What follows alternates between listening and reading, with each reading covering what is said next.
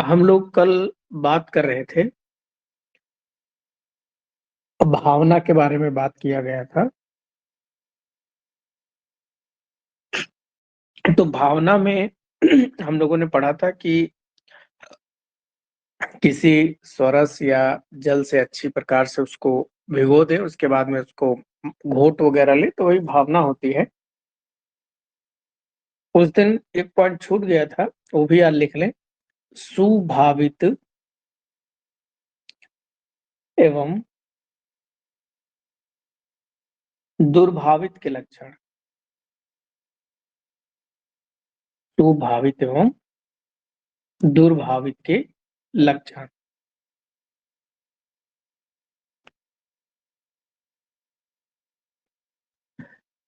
सुभावित एक तरफ लिख लें। सुभावित का मतलब होता है अच्छे से भावना हो गई है, और दूसरी तरफ दुर्भावित।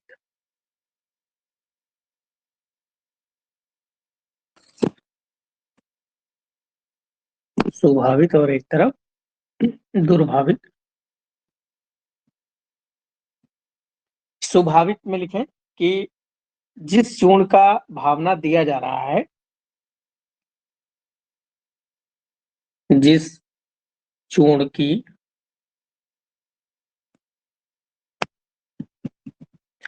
जिस चूर्ण को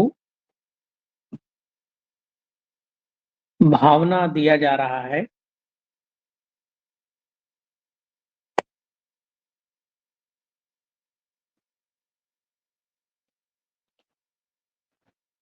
भावना पूर्ण होने पर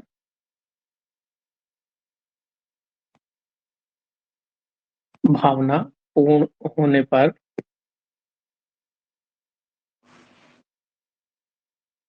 चूर्ण की गोली बन जाती है। चूर्ण की गोली बन जाती है और अंगुलियों से दबाने पर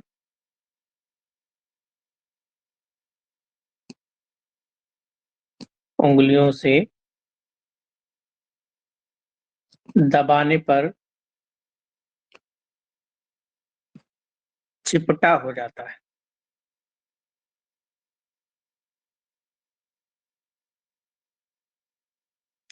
उंगलियों से दबाने पर चिपटा हो जाता है। मतलब क्या है कि जैसे कल हमने बताया था, जो भावना होती है वो भावना इस तरह से हम एक खरल लेते हैं और उस खरल में एक मर्दन करने वाला होता है, और इसमें हम कोई चूर्ण वगैरह जैसे डाल देते हैं, और चूर्ण डालने के बाद में इसमें हम एक लिक्विड कोई डाल देते हैं। ये लिक्विड जैसे इसमें डालते हैं, फिर इसको हम क्या करते हैं, कीचड़ के जैसा जब ये गीला हो जाता था तो इसी मर्दन यंत्र से खूब ऐसे ऐसे ऐसे ऐसे करके इसको हम रगड़ देते थे, मर्दन कर देते थे। फिर इसकी क्या होती थी, इसकी छोटी छोटी जब गोलियां बना ले जैसे जब आप लोग देखे होंगे आटा गूंथते हैं, जैसे सबने आटा गूंथा होगा, तो आटा गूंथते हैं तो क्या करते हैं, अगर वो गीला हो जाता है तो क्या उसकी गोली बनेंगी? मीठी नहीं बनेंगी। तो उसमें और आटा में तो उसको थोड़ा सा टाइट करो जाके उसकी, तो में जब चूर्ण को अच्छी प्रकार से भावना हो जाएगी तो उसकी गोली बन जाएगी, जैसे आटे की गोली बनती है। नहीं तो वो गोली नहीं बनेगी। और दूसरे इसमें अगर देखें दुर्भावित, अगर सही से भावना नहीं दिया गया है तो गोली बनाने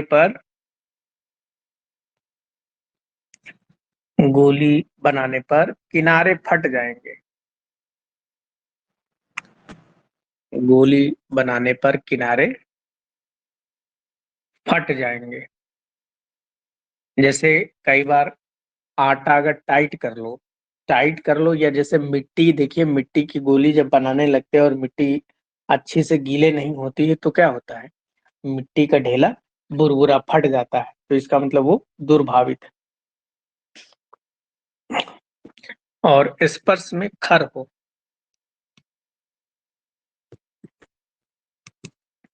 स्पर्श में खर हो, खर का मतलब क्या है, खुरदुरा जैसा महसूस हो, तो ये दुर्भावित के लक्षण हैं।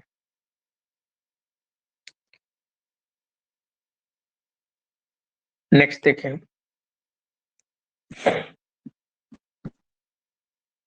नेक्स्ट एक शब्द है आवाप,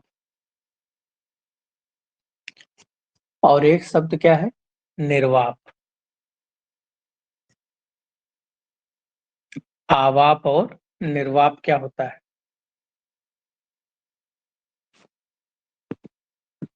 देखिए, आवाप में एक पिघली हुई धातु यहाँ पहले से होती है। जैसे आपने कोई बकेट वगैरह ले ली इस तरीके से, और इस बकेट में एक धातु पहले से भरी हुई है, और ये धातु कैसी भरी है, पिघली हुई धातु है।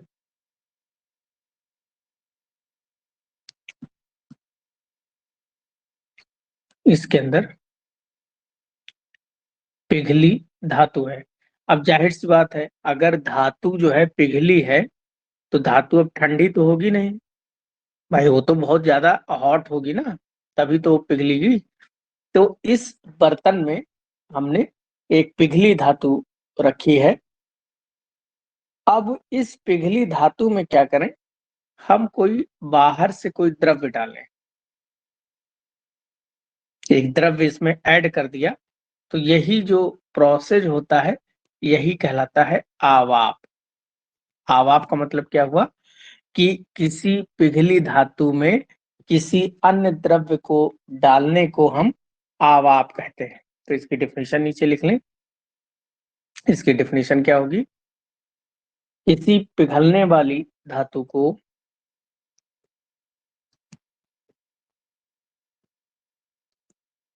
किसी पिघलने वाली धातु, धातु में जैसे लोहा है, चांदी है, सिल्वर गोल्ड है, इसके अलावा लेड है, टिन है, ये सब जो पिघलने वाली धातु है।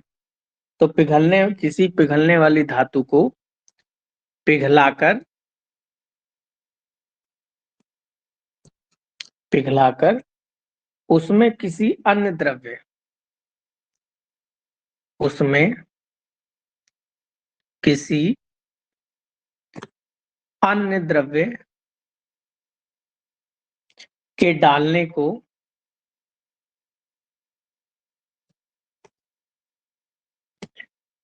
आवाप या प्रतिवाप कहते हैं।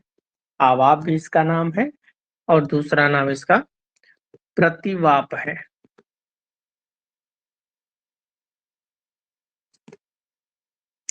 तो ये भी छोटी छोटी टिप्पणी में पूछा जाता है। दूसरा निर्वाप क्या है? निर्वाप इससे डिफरेंट है। तो वो क्या होता है, उसमें आपको क्या करना है कि कोई सबसे पहले आपको धातु लेना है।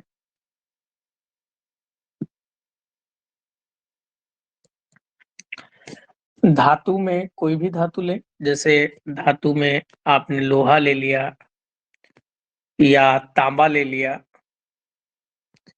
या चांदी, कोई भी धातु ले लिए। और जैसे ये आपने एक धातु लिया,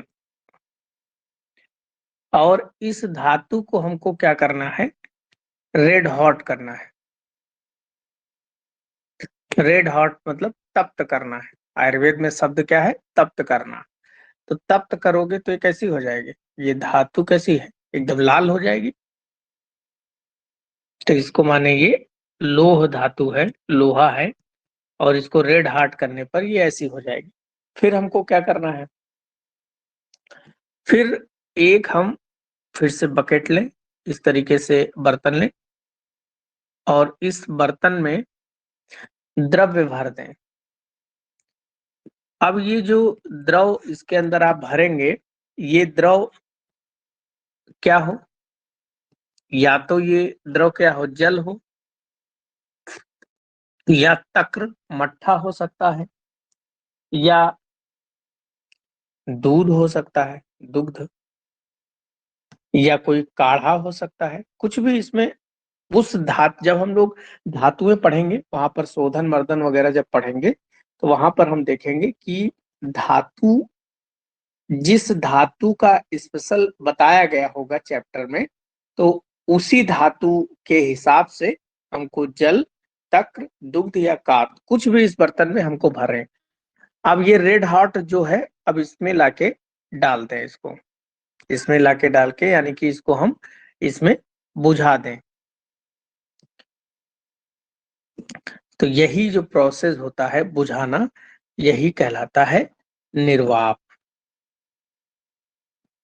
देखो, निर्वाप और आवाप में क्या अंतर हुआ? आवाप में पिघली हुई धातु में आपको कुछ मिलाना है, और जबकि निर्वाप में क्या है, धातु को रेड हॉट करना है, मतलब बहुत एकदम लाल लाल गरम कर देना है, और उसके बाद में उसको किसी दूध वूध में डालने को निर्वाप कहते हैं। इसको निर्वाप भी कहते हैं, और इसका दूसरा नाम निषेक भी है। निर्वाक, निषेक इसका नाम है, और इसको एस नपन भी कहते हैं, असनपन। जैसे आप लोगों ने देखा होगा, कुम्हार को देखा होगा, कुम्हार लोग जब धार लगाते हैं, तो सॉरी कुम्हार नहीं, लोहार लोग जब धार लगाते हैं, तो खुरपा और वो जो कुदाल बनाते हैं, तो उसको एकदम लाल लाल करके फिर पीटते हैं, और पीटने के बाद में फिर पानी डाल देते हैं उसपे। उससे क्या होता है ना, स्टेबिलिटी आ जाती है। तो यहाँ पर इसलिए रेड हॉट करके इसमें बुझाते हैं, ताकि उसकी जो अशुद्धियां हैं ऊपर लगी हुई, वो सारी की सारी अशुद्धियां दूर हो जाए। ये आवाप और निर्वाप है। तो निर्वाप की डेफिनेशन आप लोग लिख सकते हैं कि किसी धातु को अग्नि पर तपाकर, इसकी डेफिनेशन लिख लें, किसी धातु को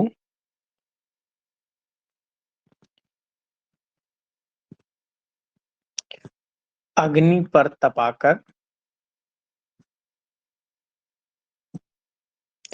अग्नि पर तपाकर जल या किसी अन्य द्रव में बुझाने को,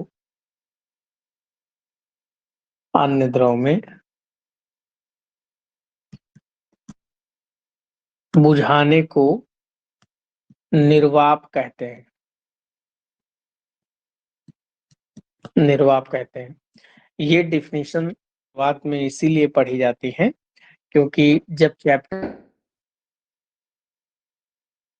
ये सारे शब्द आएंगे, तो आपको खुद से समझ लेना होगा कि क्या हो रहा है यहाँ पर। ये आवाप का मतलब ये हो रहा होगा, और निर्वाप का मतलब ये हो रहा होगा।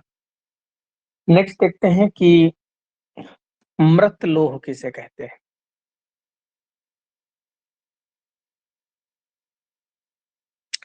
मृत लोह वैसे तो ये भस्म परीक्षण भी होता है, ये भस्म परीक्षण में भी ये प्रक्रिया प्रयोग की जाती है। जब हम लोग भस्म के गुण और उसके अच्छी भस्म बनी है या नहीं, ये सारी चीजें जब पढ़ेंगे, तो वहां पर मृत लोह के बारे में फिर से पढ़ेंगे। इसमें करना क्या है कि जैसे आपको एक भस्म लेनी है, जैसे आपका ये हाथ है,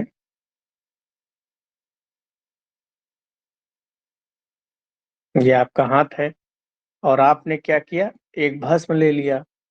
अब जब आप चुटकी पकड़ोगे, तो चुटकी कैसे पकड़ोगे? आप अपने ये अंगूठा है, और यहीं पे लाके ये जो आपकी उंगली है, इस तरीके से आप क्या करोगे, ऐसे चुटकी पकड़ लिए। अब इस चुटकी के बीच में क्या है, इसके बीच में भस्म है, उसको आपने दबा दिया। दबाने के बाद में ये जो भस्म है, उंगली की रेखाओं में भर जाती है, और बाद में फिर निकलती नहीं है। यही जो प्रोसेस चेक करने का होता है, इसे ही मृत लौह कहते हैं। तो इसकी डिफिनेशन क्या हो जाएगी कि भी धातु किसी भी धातु की भस्म को तर्जनी, किसी भी धातु की भस्म को तर्जनी और अंगुष्ठ के बीच दबाकर, के बीच दबाने पर भस्म अंगुली की रेखाओं में अंगुली की रेखाओं में भर जाए तथा बाहर ना निकले तथा बाहर ना निकले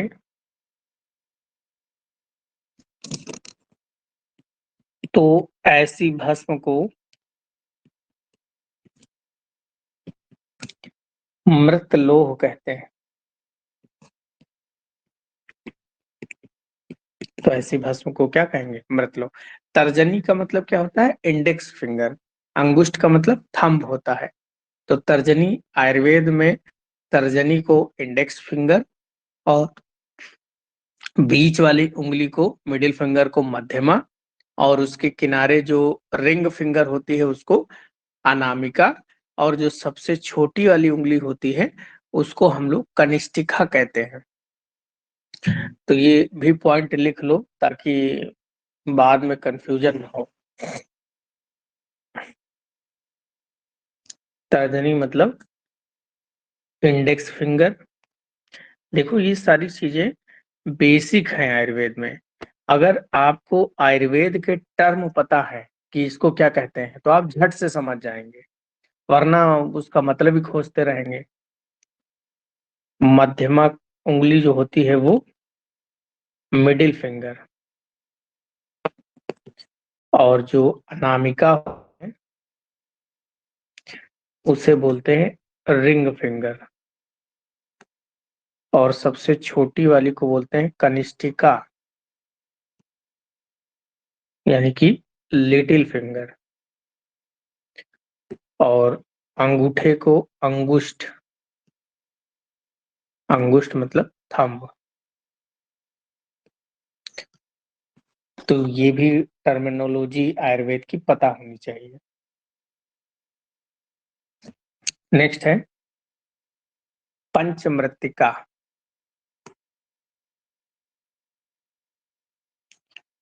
पंच मृत्तिका, पंच मतलब पांच, मृत्तिका मतलब मिट्टियां। तो पांच मिट्टियां जो होती हैं पंच मृत्तिका कहलाती हैं। उसमें ईंट का चून,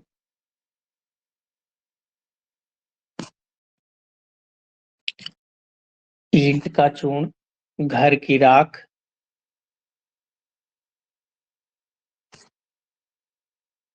ईंट को आयुर्वेद में इष्टिका, इष्टिका चून, घर की राख, इसके अलावा बाल्मीक, बाल्मीक मिट्टी। बाल्मीक मिट्टी बोलते हैं दीमक का घर जो होता है उस घर को बाल्मीक मिट्टी बोलते हैं।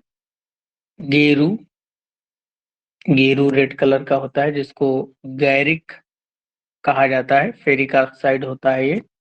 और लवण, ये पांच चीजें मिलके पंचमृत्तिका बनाते हैं और इस पंचमृत्तिका का प्रयोग धातु वगैरह को पिघलाने के लिए करते हैं।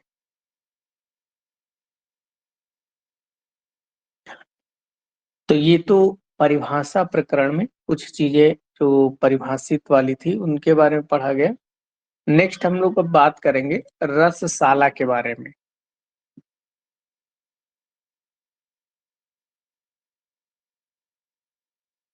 रसशाला के ऊपर लॉन्ग क्वेश्चन लिखने के लिए भी आता है। रसशाला, रसशाला जहां पर रस शास्त्र का काम होता है उसे रसशाला कहते हैं। तो पहले तो रसशाला में देखें क्या क्या होता है। यहाँ पर रसशाला में एक तो शिक्षण, शिक्षण मतलब पढ़ाई लिखाई यहाँ होती है, क्लासेस वगैरह लगती हैं। पहला पॉइंट। दूसरा, रसशाला में क्या होता है? रसशाला में एक्सपेरिमेंट होते हैं। अभिनव प्रयोग, अभिनव प्रयोग मतलब आइडियल एक्सपेरिमेंट, दवाओं के ऊपर एक्सपेरिमेंट यहाँ किए जाते हैं रसशाला में। और तीसरा यहाँ पर सबसे इम्पोर्टेंट काम, औषध निर्माण किया जाता है। फॉर्मेशन ऑफ मेडिसिन यहाँ पर किया जाती है। तो रसशाला वह स्थान है जहाँ पर शिक्षण का कार्य भी किया जाता है, औषध निर्माण और अभिनव प्रयोग, आइडियल एक्सपेरिमेंट वगैरह किए जाते हैं।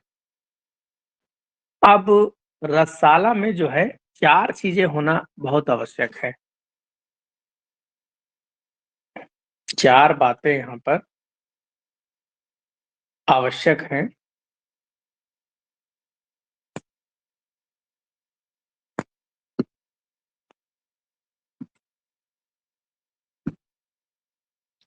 क्या-क्या 4 बातें आवश्यक हैं? तो नंबर 1, स्थान। अब रसशाला जो है शहर के बीचों-बीच में तो नहीं बनाया जा सकता, क्योंकि वहाँ पर पॉल्यूशन बहुत है। तालाब के ऊपर भी नहीं बना सकते हैं, वहाँ पर पानी मॉइस्चर बहुत है। तो किस स्थान पे बनाना चाहिए, ये एक आवश्यक बात है। दूसरा, इसकी बिल्डिंग कैसी हो, भवन कैसे हो। अब ऐसे ना हो कि ऐसे स्थान पे बना दीजिए, बिल्डिंग इस तरह बना दीजिए, कमरे बहुत ही छोटे हों, उसमें फंगस लग जाए, हवा नहीं आ रही है, दवा जल्दी खराब हो जाएगी। तो भवन का निर्माण भी सही होना चाहिए। तीसरा पॉइंट, कार्य विभाजन। कार्य विभाजन कार्य विभाजन इस प्रकार से किया जाए कि पता चले एक तरफ से औषधि आए, फिर उसके अगले कमरे में उसको धुलाई-वुलाई हो, फिर उसके अगले कमरे में उसका पाउडर-वाउडर बनाया जाए, उसके अगले कमरे में फिर जो है उसकी पैकेजिंग। तो एक सीक्वेंस से जो है कार्य विभाजन होना चाहिए। किस दिशा में क्या कार्य विभाजन होता है, ये बहुत इम्पोर्टेंट है आयुर्वेद में। फिर इसमें अधिकारी, यानी कि जो मेन रसशाला का हेड होगा, और कर्मचारी, इनका आचरण, इनका एजुकेशन कैसा होना चाहिए, ये रसशाला में 4 बातें आवश्यक है। तो पहली बात हम देखते हैं, नंबर 1, स्थान या योग्य स्थल।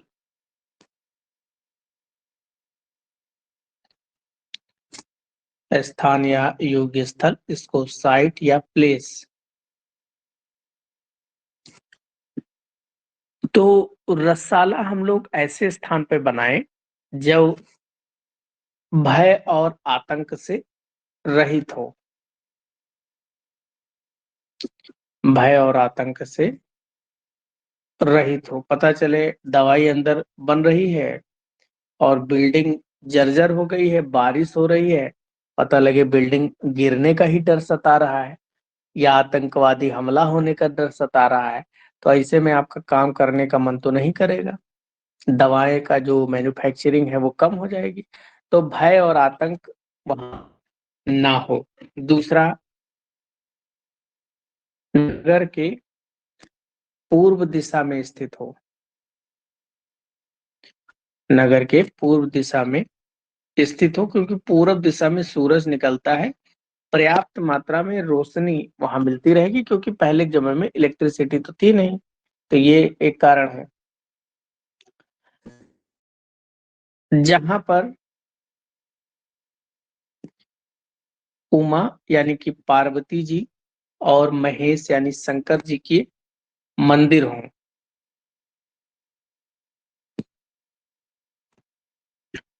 एवं उनकी पूजा होती हो,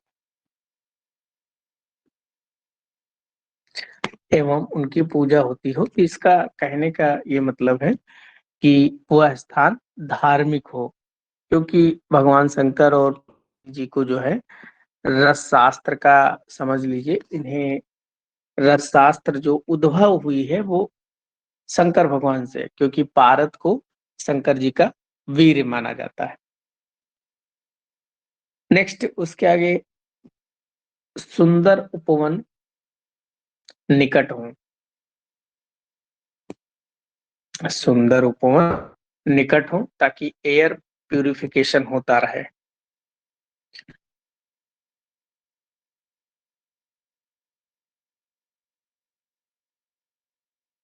तो सुंदर उपवन हो, निकट हो, हाँ, मात्रा में जल हो, प्रचुर मात्रा में जल हो, ताकि अगर नहीं वहां कोई ऐसी औषधि जो है वो फैल जहरीली हो, तो पानी वगैरह हो ताकि जल्दी से उस पर कंट्रोल किया जा सके। जहाँ प्रचुर औषधियां उपलब्ध हों, जहाँ प्रचुर औषधियां उपलब्ध हों।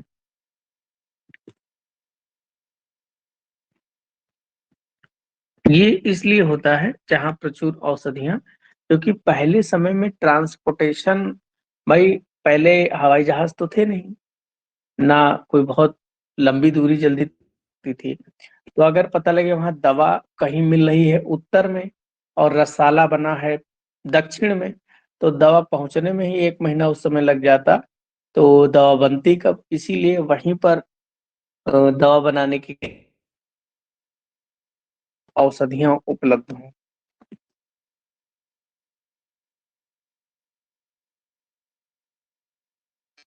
यानी कि वो स्थान जो है अच्छा लगता हो, काम करने के लिए सही अनुकूल हो,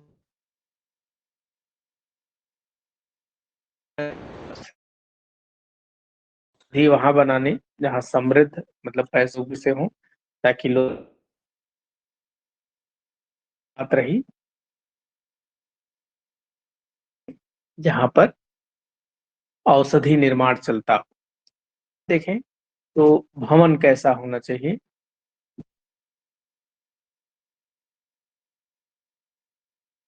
भवन यानी कि बिल्डिंग।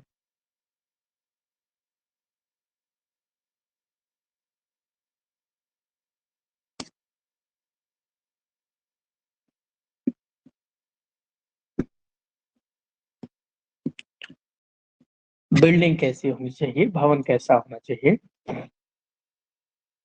तो भवन प्राकार युक्त, प्राकार युक्त, प्राकार का मतलब होता है चारों तरफ से ऊंची। तो चारों तरफ से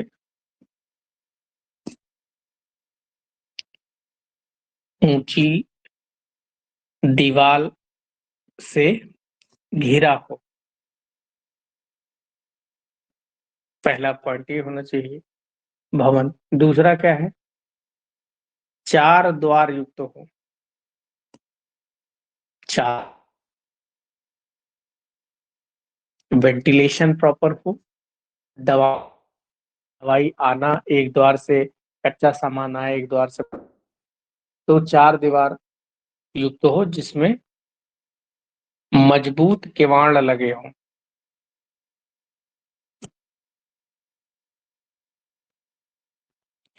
मजबूत किवाड़ लगे हों।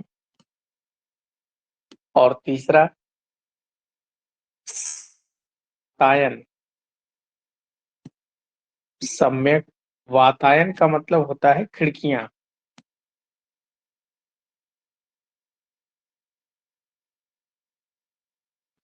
तो सम्यक खिड़कियां वगैरह होना चाहिए ताकि वेंटिलेशन, हवा अंदर आती रहे। और वन युक्त हो, गमले उमले रखे हों,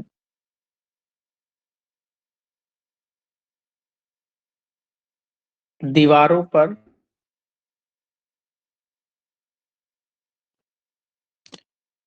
दिव्य, दीवार दिव्य चित्र, दिव्य चित्र मतलब भगवान के, जैसे उमा महेश के चित्र बने हो, भगवान के चित्र बने हो, या कोई रस सिद्ध पुरुष है उसके चित्र बने, तो इस तरह दिव्य चित्र बने हो। तो ये तो बात हो गई भवन कैसा होना चाहिए। के बाद में विभाजन। और ये जो पूरा क्वेश्चन है रसाला, अगर लॉन्ग क्वेश्चन आएगा तो सारी चीजें लिखनी होगी, लेकिन सबसे ज्यादा पूछे जाने वाला क्वेश्चन यही कार्य विभाजन ही है। ज्यादातर समय इस पे ही कोई ना कोई टिप्पणी पूछ ली जाती है। कार्य विभाजन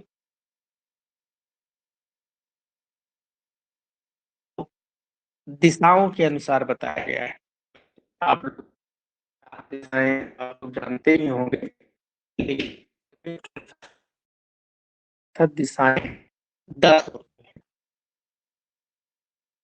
तो यहाँ पर ये जैसे दिशा है, तो ऊपर की तरफ आपको पता है उत्तर होता है, नीचे की तरफ जो है दक्षिण होता है,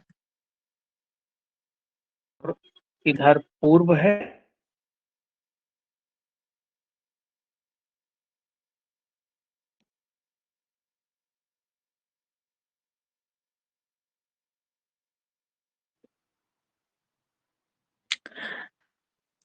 अब आयुर्वेद में जो रसाला है वो कार्य विभाजन उसके दिशा दिशाओं के आधार पर, जैसे आपको चार मोटी मोटी दिशाएं पता है, दक्षिण पूरब पश्चिम।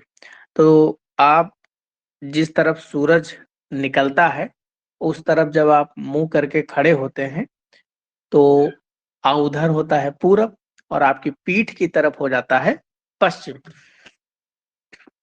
दूसरा, जब आप हाथ फैला के खड़े होते हैं तो जो आपका लेफ्ट हैंड है, जैसे आप सूरज की तरफ मुंह करके खड़े होंगे तो लेफ्ट हैंड की तरफ पड़ेगा उत्तर और राइट हैंड की तरफ पड़ेगा दक्षिण। तो ये तो आपको पता होगा इतना, लेकिन इसमें क्या होता है कि इनके बीच में कुछ कोण होते हैं, दिशाएं ये भी होते हैं। जैसे अगर हम बात करें उत्तर और पूरब, इनके बीच में एक कोण जो हमने बनाया है उसको बोलते हैं ईशान कोण।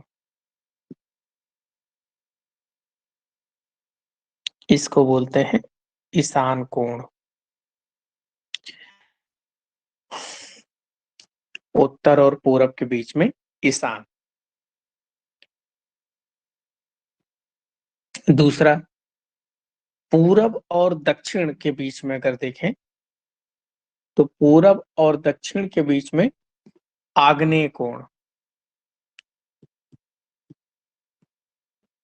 इसके बीच में होता है आग्नेय कोण। दक्षिण और पश्चिम के बीच में होता है नैऋत्य कोण।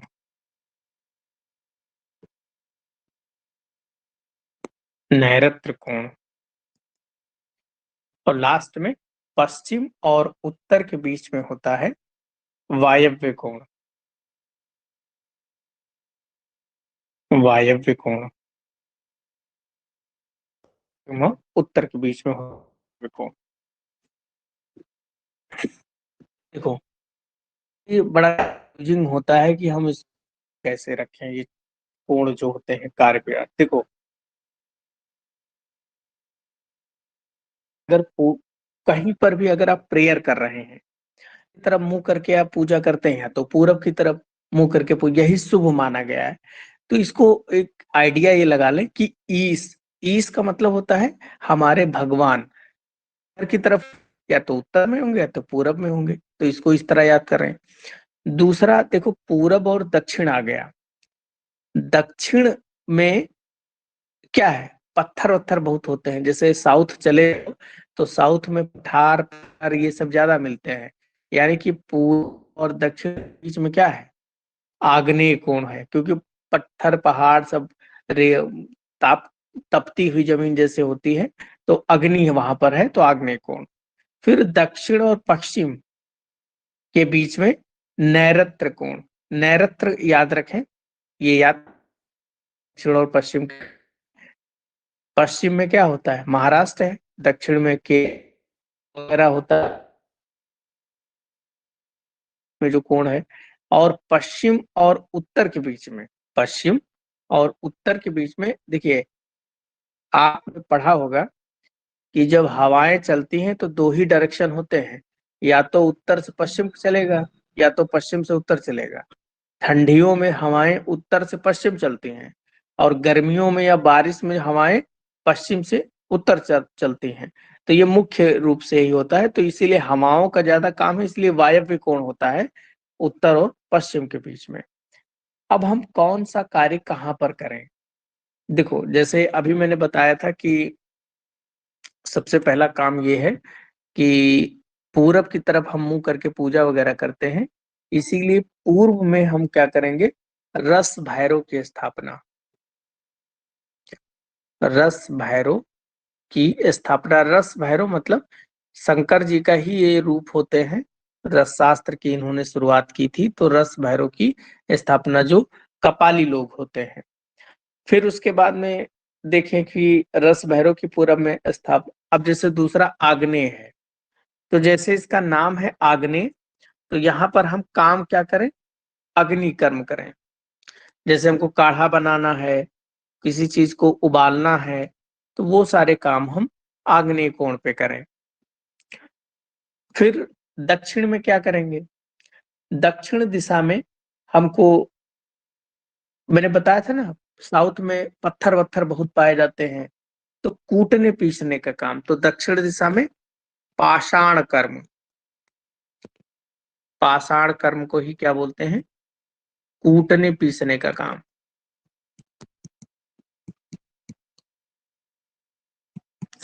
कूटने पीसने का कार्य दक्षिण दिशा में हो गया। फिर होता है नैऋत्य। नैऋत्य में क्या करेंगे, देखो जैसे नैऋत्य ऐसा नहीं लग रहा जैसे कोई अंदर चाकू भोंक दिया हो, इस तरह लग रहा है, तो ऐसा लग रहा है जैसे चाकू भोंक दिया, इसीलिए नैऋत्य कोण में जो ये चाकू वाले काम होते हैं, छीलना काटना, तो यहाँ पर होता है शस्त्र कर्म। शस्त्र कर्म, और शस्त्र कर्म का मतलब क्या है, छीलना काटना, छीलना काटना, ये सारे काम जो है वो हम करते हैं नैऋत्य कोण में। फिर पश्चिम में आ जाओ। जब आप पश्चिम में पहुंचोगे तो देखोगे पश्चिम में क्या है, मुंबई, जहां मुंबई कहाँ है, समुद्र के किनारे, कितना पानी भरा है। इसका मतलब पश्चिम में देखो, मुंबई वगैरह में खूब बारिश होती है, पानी है बहुत, तो यहाँ पर हम क्या करेंगे, धोने वोने का काम करेंगे, छालन आदि कर्म, छालन आदि कर्म,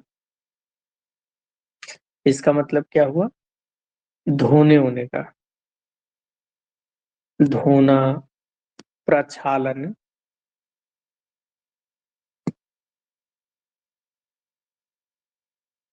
धोने और वही धुलना ही होता है, प्रक्षालन कर्म। देखो, मैं ये जो बता रहा हूँ ना कि मुंबई में पानी बहुत है इसलिए उधर ये मैं याद करने के लिए बता रहा हूँ, ऐसा नहीं पता लगे दवा यहाँ बनाएंगे और धुलने के लिए हम मुंबई पहुंच जाएंगे, ऐसा नहीं है। सिर्फ याद करने का एक तरीका बता रहा हूँ। फिर आया वायव्य कोण। अब वायव्य कोण जो होता है, इसका मतलब होता है कि वहां पर हवा बहुत चल रही है, और हवा, जैसे आपको कपड़े सुखाने हैं, तो क्या करिए, हवा बहुत चल रही तो डाल दीजिए, तो सुखाने का कार्य, यानी कि यहाँ पर होगा शोषण। शोषण का मतलब होता है सुखाने का कार्य।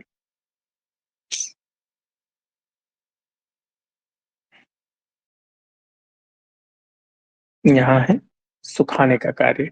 फिर बचा क्या, उत्तर। उत्तर दिशा में क्या करेंगे, उत्तर दिशा में हमको वेद कर्म करना है। वेद कर्म, वेद कर्म यहाँ पर धातु वेद से है। धातु वेद, धातु वेद का मतलब है कि धातुओं को हम क्या करें, उनका पतली पतले परत वरत काट के, फिर उसके बाद में धातु से जो भस्म वगैरह बनाते हैं, तो वो कार्य वेद कर्म, धातु सिद्ध वगैरह जो करते हैं वो काम हम उत्तर दिशा में करें।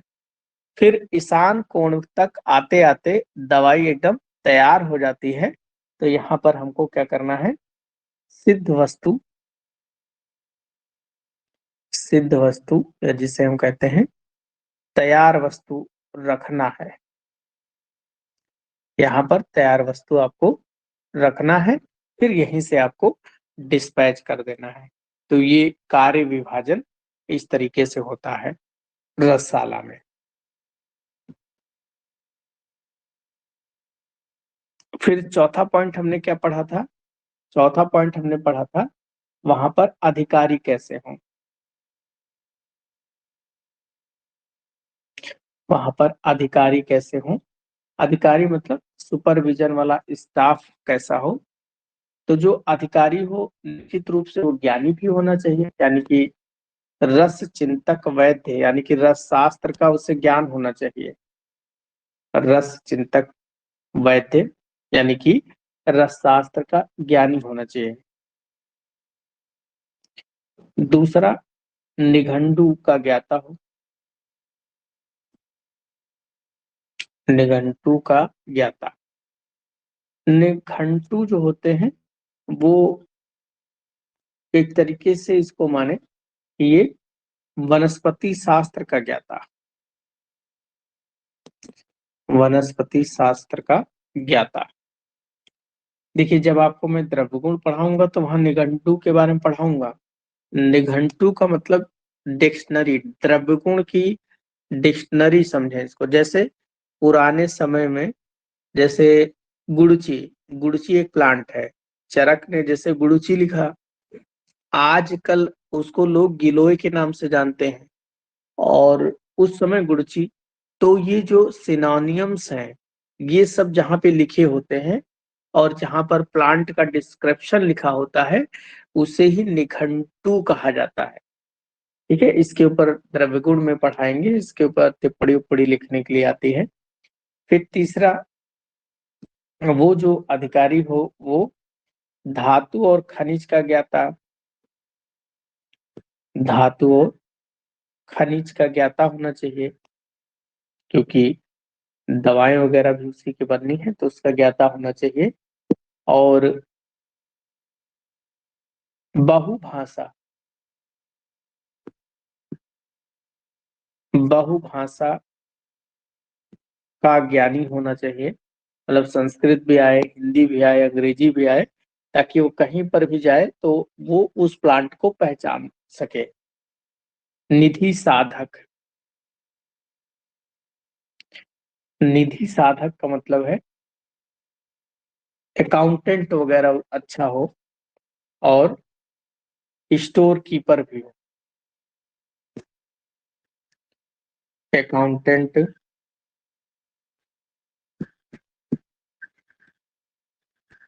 अकाउंटेंट हो,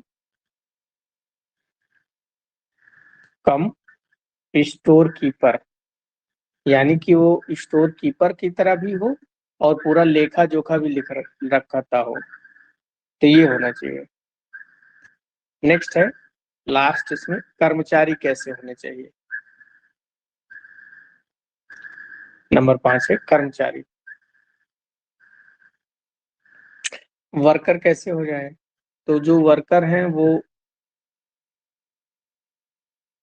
औषधि संग्रह करता हूँ, मतलब दवा ववा इकट्ठा कर लें, औषधि संग्रह करता। रस कर्म सहायक हूँ, रस कर्म सहायक यानी कि किसी भी जो फार्मेसी का काम चल रहा है उसमें जो है सहायक हूँ। बलि साधक, बलि साधक मतलब रक्षक भी हूँ, सिक्योरिटी गार्ड, ऐसा ना हो दवा कोई उठा ही ले जाए। और परिचारक, परिचारक मतलब अटेंडेंट, ये सारे गुण यहाँ पर होने चाहिए। तो ये कर्मचारी के,